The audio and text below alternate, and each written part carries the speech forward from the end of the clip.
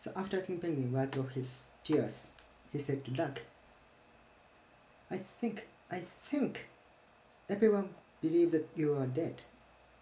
King Penguin said matter of factly. And Duck goes, why?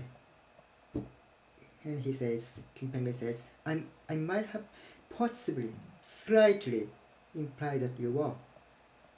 And then, again, Duck stood still with his usual countenance and asked, why?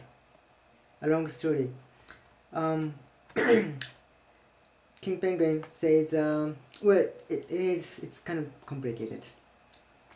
And he actually, by this time, he was completely calm and told him with a hint of embarrassment, I think we should pretend that you are dead and wait for the ceremony to end. The Duck, who was still greatly confused at this, slanted his neck in wonder and asked the inevitable question, but why? King Penguin's face blushed again and said, well, because I have to give you a eulogy. Duck goes, but again, why? Duck was not dead yet, so he saw no reason why the ceremony must continue. At the ceremony, the music faded. A pelican stepped up onto the stage, which was nothing but a trunk of an old tree, and said,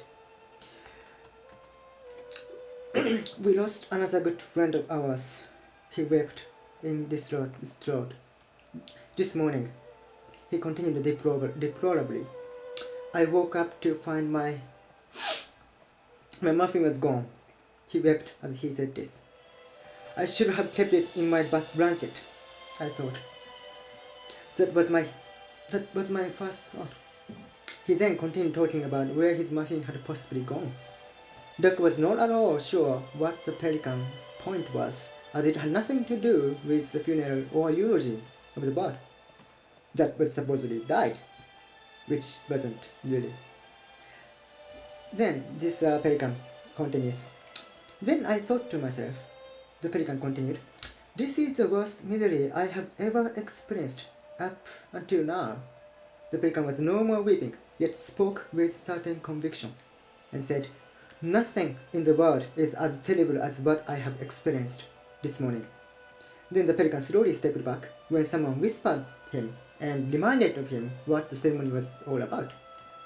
He then went back to the trunk and spoke, ah, yes, and here is to our friend, who I am sure was a remarkable fellow.